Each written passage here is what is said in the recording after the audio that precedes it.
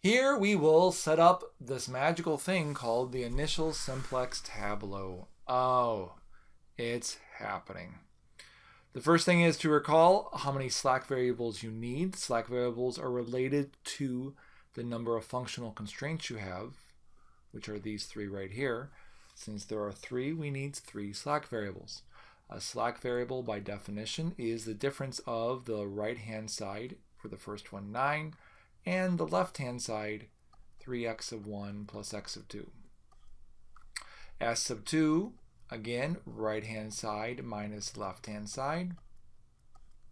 And S sub 3, right-hand side minus left-hand side.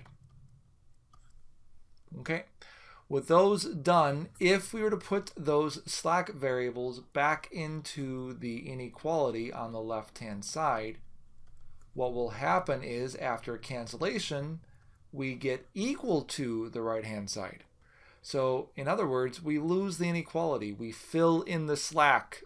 We'll just say it that way because that's really why it's called a slack. So the next one would be x of 1 plus x of 2. The gaps are intentional, by the way, plus s sub 2 equals 4. And then x of 1 plus 4x of 2 plus s sub 3. Again, slight gap on purpose, equals 12. So we're going to need these three equations. Let's start to fill in our initial simplex tableau. So you'll have a basic variable column, which we'll explain what that means in a second. We'll have an x1, we'll have an x2. So it's your x's followed by your s's. Then we need a z, and then we need a right-hand side. That's what that stands for there.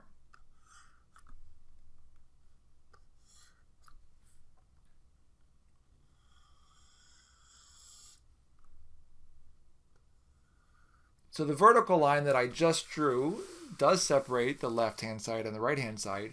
The horizontal line that I previously drew separates the functional constraint and the objective function.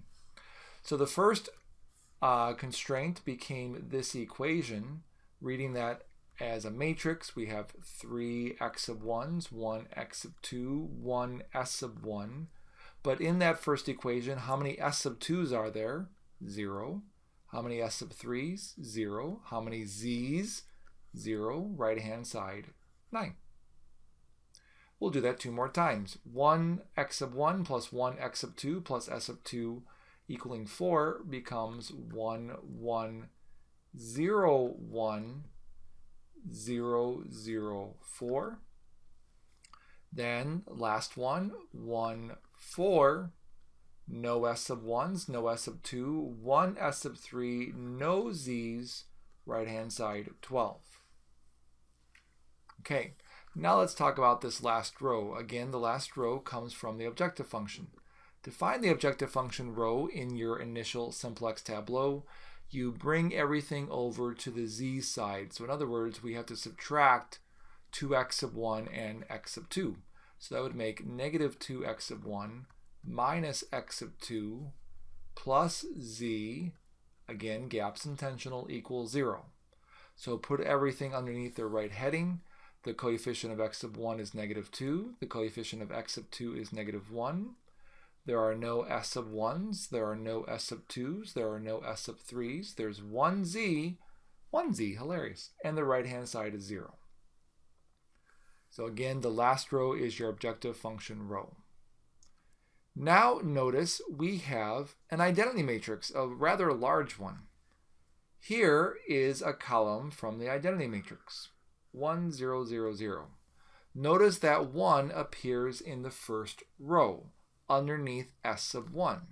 So since the 1 appears in the first row underneath s sub 1, your first basic variable is s sub 1.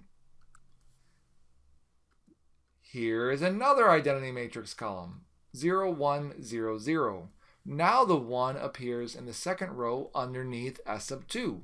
So since the 1 appears underneath the second row, in the second row underneath s sub 2, then your second basic variable is s sub 2.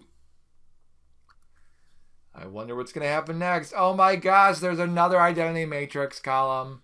1 appears in the third row underneath S sub 3. So that guy's a S sub 3 right there. And lastly, here's our last identity matrix column. Under the Z column, last row, this will never change. This will always be Z. So remember, basic means it's solved for. Non-basic means it's not solved for. So if we looked at our augmented coordinates, it'd be a big one. The first one would be x sub 1, x sub 2, and then followed by our s's. Sort of like our column headings up there. And then we'll have a value for z. So notice x sub 1, x sub 2 do not appear in the BV column. They're not there at all.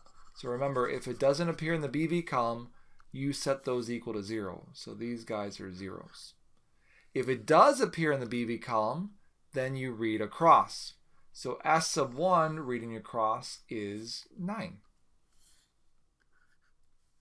S sub 2 reading across is 4. S sub 3 reading across is 12. Ooh, cuts it off there. And then Z's current value is 0.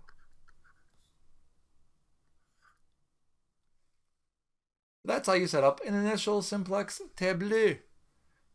By the way, that's step 1. Enjoy!